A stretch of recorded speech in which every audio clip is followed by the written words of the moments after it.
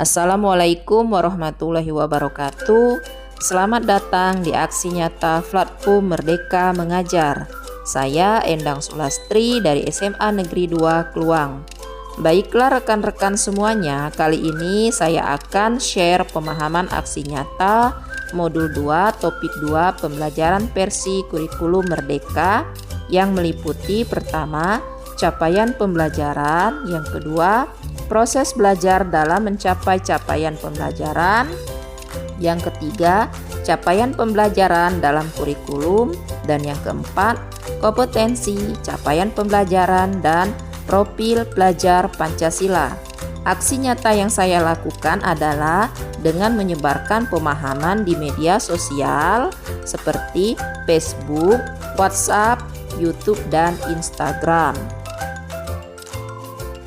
Capaian pembelajaran merupakan kompetensi dan karakteristik yang ingin dicapai setelah menyelesaikan pembelajaran dalam kurun waktu tertentu. Capaian pembelajaran setara dengan kompetensi inti atau KI dan kompetensi dasar atau KD pada kurikulum 2013. Kurikulum Merdeka mengusung konsep Merdeka Belajar, sehingga capaian pembelajaran disusun dengan memperhatikan tahapan-tahapan perkembangan murid sesuai usianya. Capaian pembelajaran disusun berdasarkan fase, bukan per tahun. Satu fase memiliki rentang 1-3 tahun.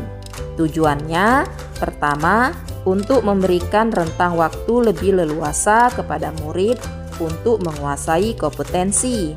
Yang kedua, untuk memberikan waktu yang lebih fleksibel kepada guru untuk menyusun strategi pembelajaran yang sesuai dengan murid. Pada kurikulum Merdeka, capaian pembelajaran dibagi menjadi 6 fase, yaitu pertama, fase A untuk kelas 1 dan 2 SD. Yang kedua, fase B untuk kelas 3 dan 4 SD. Yang ketiga, fase C untuk kelas 5 dan 6 SD.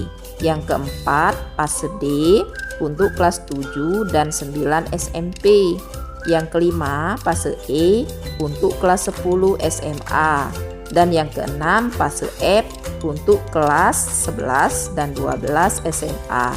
Sementara PAUD menjadi fase pondasi untuk mempersiapkan murid memasuki fase A atau kelas 1 SD. Capaian pembelajaran setiap fase memuat kompetensi murid yang ingin dicapai pada akhir fase. Capaian pembelajaran fokus memuat 2 hal utama, yaitu pertama, kompetensi inti, yang kedua, kompetensi esensial. Tujuannya mendorong proses pembelajaran yang mendalam pada murid. Proses belajar dalam mencapai capaian pembelajaran menggunakan pendekatan inquiry.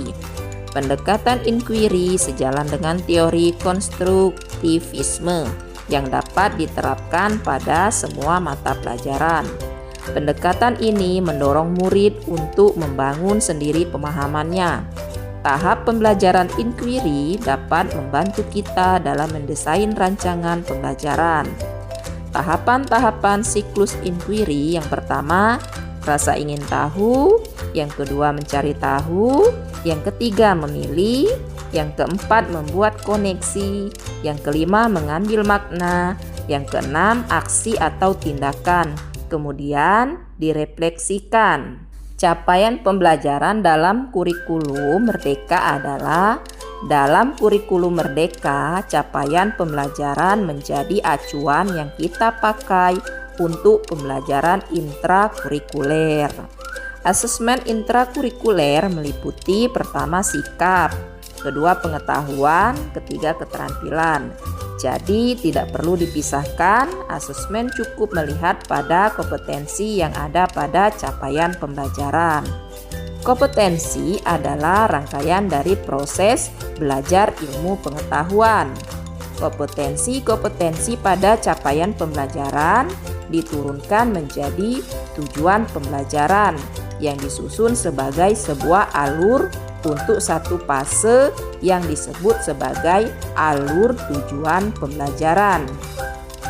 Fungsi dari alur tujuan pembelajaran atau ATP yang pertama menjadi dasar dalam menyusun rencana dan strategi pembelajaran.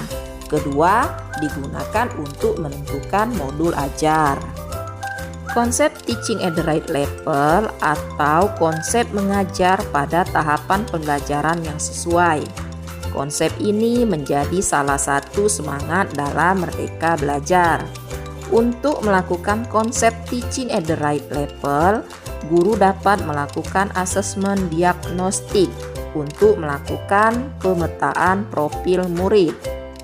Profil pelajar Pancasila menggambarkan karakteristik pelajar yang diharapkan akan terbangun seiring dengan perkembangan dan kemajuan proses pendidikan setiap individu.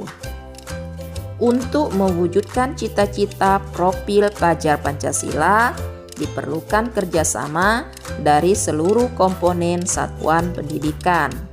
Profil pelajar Pancasila dijabarkan melalui 6 dimensi, yaitu yang pertama, beriman, bertakwa kepada Tuhan Yang Maha Esa, dan berakhlak mulia.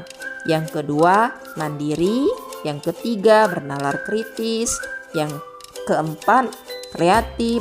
Yang kelima, bergotong royong. Dan yang keenam, berkebinekaan global.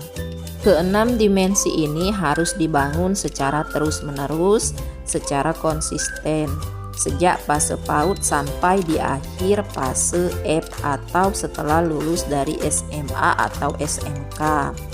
Untuk membangun keenam dimensi profil pelajar Pancasila, satuan pendidikan harus memastikan bahwa kegiatan dan pengalaman belajar sehari-hari murid terkait dengan keenam dimensi tersebut.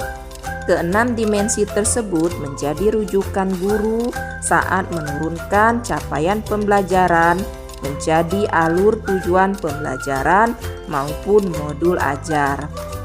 Baiklah rekan-rekan sekalian, demikianlah aksi nyata dari saya. Semoga bermanfaat. Thanks for watching. Jangan lupa subscribe. Wassalamualaikum warahmatullahi wabarakatuh.